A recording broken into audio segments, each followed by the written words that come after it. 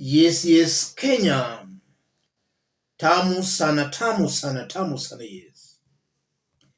The split between William Ruto and his deputy Rigathi Gachagua seems to be widening as Gen Z piles more pressure on him. In the past few days, William Ruto has come out as being very desperate to embrace Raila Odinga, to a point even some leaders supporting him in the Kalenjin Rift Valley have mooted an idea of him forming a government of national unity. A government of national unity would mean the opposition comes in and Rigathi Gachagua and his team will be thrown out. That's basically what a government of national unity means in the perspective of William Ruto Raila axis. And before we have a look at some remarks by Mathira Member of Parliament, who earlier today exposed why they fell out with Rigathi Gachagua, let's have a look at this.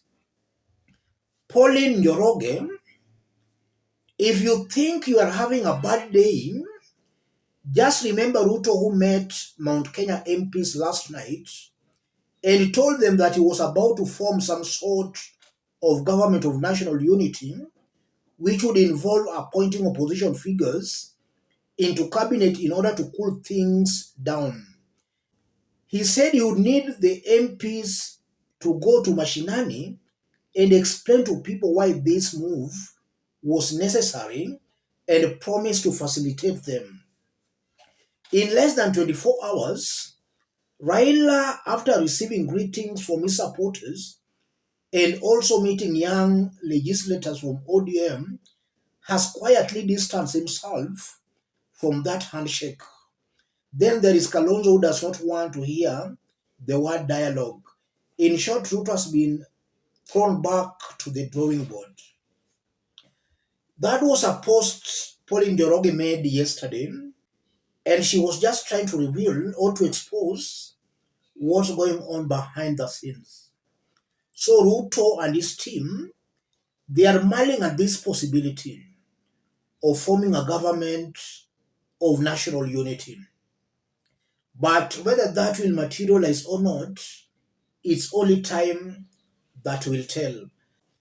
I want us now to have a look at some remarks made by Mathira Member of Parliament this morning. And it's important we have a look at that because if you look at the timing when he's making those remarks and now the cabinet being dissolved, it's really exposing something which I'll explain as we continue. Mathira MP Eric Wamumbi on Thursday painted a clearer picture of his noisy fallout with Deputy President Rigathi Gachagua, revealing an even deeper rift between President Ruto and his deputy. Wamumbi told Inoro TV that their disagreement had nothing to do with the Gachagua-led war on illicit liquor. He said he disagreed with the Gachagua after the latter asked them to abandon the current leadership and regroup ahead of the 2027 general election. He was speaking earlier today at Inoro TV, and he just exposed that Rigathi Gachagua wanted him to abandon Kenya Kwanza. And if you listen to the entire interview, he's saying that Rigathi Gachagua has been meeting Mount Kenya leaders, persuading them to dump Ruto for a new political party ahead of 2027. This is Mathira Member of Parliament, Rigathi Gachagua's MP. I find the timing itself suspect. Ruto just met some Mount Kenya leaders and he told them to go Mashinani to start explaining to people why it's important for him to form a government of national unity. Rigathi was absent from that meeting, and today, just hours to the cabinet being dissolved, Mathira Member of Parliament was at Inorom explaining how Rigathi Gachagua had planned to dump Kenya Kwanza government. So in other words, Mathira Member of Parliament wants to expose Rigathi Gachagua as a very impatient person who is trying to rock the Kenya Kwanza boat from within. And when you see Mathira Member of Parliament going to Inorom, it's very clear he is acting on behalf of Ruto. He has been given the script on how to play it. So these are just schemes by William Ruto and his team.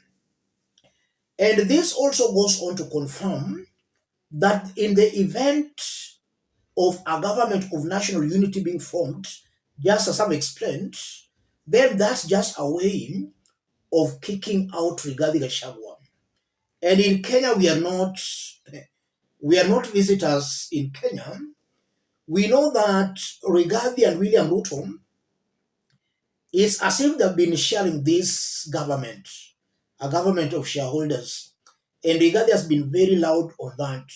So in the event of a government of national unity, it means Rigathi Gachagua will lose some of the seats. And I don't think Rigathi Gachagua will be ready to lose those seats. But it's very clear, should a government of national unity be formed, Rigathi Gachagua will lose some seats. What does that mean? It means that the split between him and William Ruto will only but widen. And that can mark the last straw that broke the camel's back. It can easily end with that government of unity being formed. And this is why sometimes I honestly believe that for Kenya to at least make a progress, then William Ruto's Kenya Kwanza government should be split. And forming a government of national unity is one way of splitting Kenya Kwanza. For those who have been following me here, I've always maintained that a split between William Ruto and his deputy Rigathi is good for Kenya. That's why I support a government of national unity. It will eventually and obviously split Ruto and Rigathi. We have seen that in the past 2 years, a combination of Ruto and Rigathi is bad for the country in that they are encouraging tribalism.